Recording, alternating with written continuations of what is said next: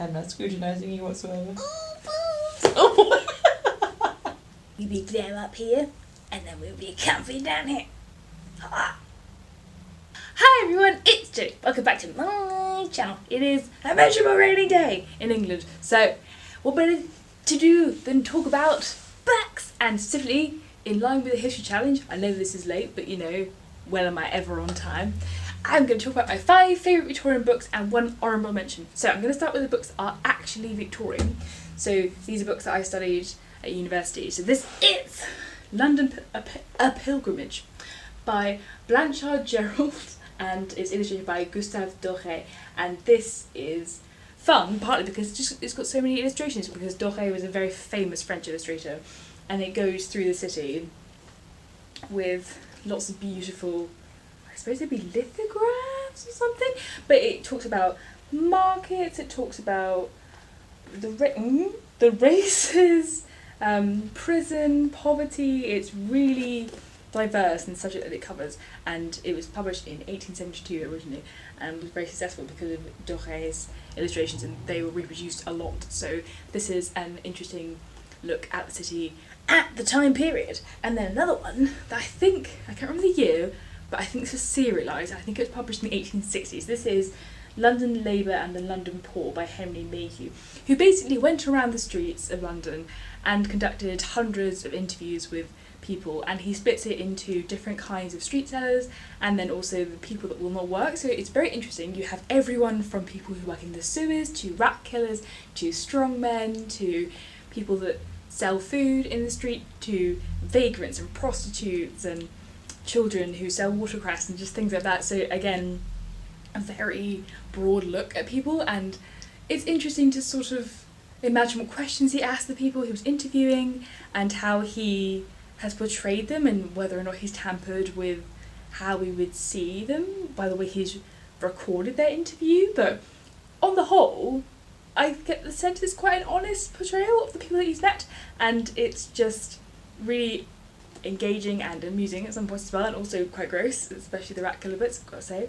But I really enjoyed this, and it's quite a nice one to dip in and out of. So then we have what is one of my favourite history books I read, just probably one of my favourite books, which is The Untold Lives of the Women Killed by Jack the Ripper by Hallie Reuben Hall, which has won all the book prizes, woohoo, and it's had lots of exciting praise. And I know that there's a mural now that's in the Whitechapel area where they were killed and that kind of thing from this book. So she's basically, rather than talking about or examining the crime of their murder and looking at that, which is what normally happens when people try and solve who Jack the Ripper was or talk about the actual event of the killings, she is instead just going through each woman's life and sort of what led up to the day that they were killed. And it's really wonderful how she redefines them and shows that they weren't all prostitutes, and that's something that has just become a stereotype, and how women have been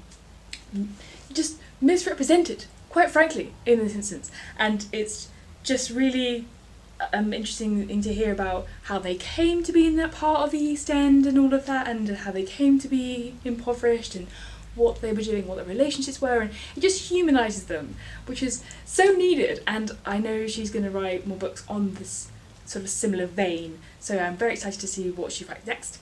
And then we have a book called Victorians Undone by Catherine Hughes, which I got signed, right?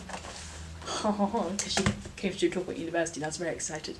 I was a little fangirl. And this is really specific. It looks at 5 famous Victorians and a body part. So you have a chapter on Darwin's beard, you have a chapter on George Eliot's hand, you have a chapter on Lady Flora, who was one of Queen Victoria's ladies in waiting on her stomach, and it's all about conspiracies or like around that body part, like was Lady Flora pregnant?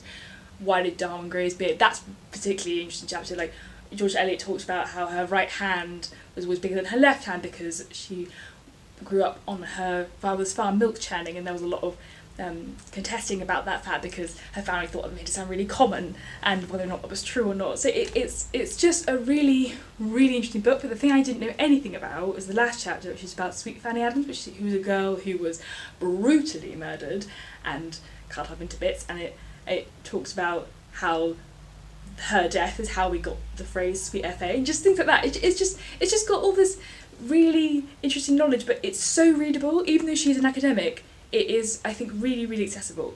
So I would highly recommend this book because it's just fun, and it's quite nice to have something so in depth as well, unless you want something broader like this. So we're on to the last one, which is Lucy Wellesley's Queen Victoria, Daughter, Wife, Mother, Widow, which is a really original way. I know I talk about this a lot, but I really like it. It's a really original way of looking at her life, because it doesn't just go, you know, from birth to death. It looks at specific days in her life, but also in her parents' lives and her children's lives, which I really enjoyed. It wasn't just the obvious list of facts. So it just made, again, kind of humanised her, and I really particularly like the chapter on her son Bertie, who became the next king, about him just completely failing in the army and trying to get the woman and that kind of thing. It was just such an eye-opener. I don't really know much about him. I think he's so overshadowed by his mother. And hearing more about Albert and their relationship, and again, she just writes in a really, really fun way. You could tell how much she cares about it and how enthusiastic she is. And wow, I didn't realise how much property the Victorians bought. The royal family's property portfolio seriously expanded thanks to Victorian Albert, that's for sure. But yes, highly recommend it, and it's beautiful. I mean, look at it. So pretty. So pretty. So I tried to say pretty and beautiful at the same time, and that did not go well. But my honourable mention is Unmentionable, The Victorian Lady's Guide to Sex, Marriage and Manners. And this is an honourable mention because I was very excited about this. It is very funny, it has great chapter titles, but quite a lot of it is actually about 19th century America. And listen, I have serious beef when people say that's Victorian period, because it's not. Because America had been independent for a long time. What was it?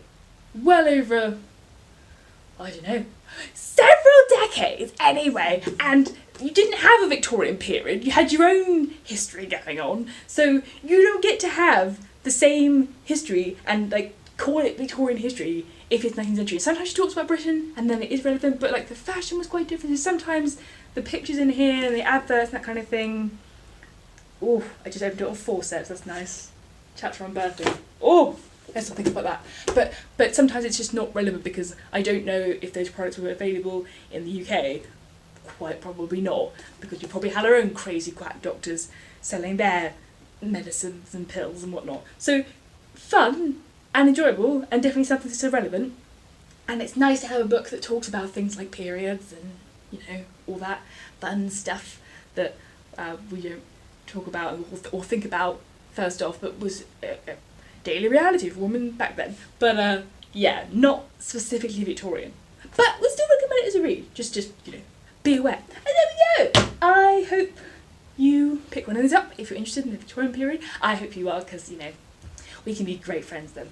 And I think I'll shut up now and hopefully make this a shorter video for once. Oh, woohoo! But I will see you soon on Bookish Shenanigans.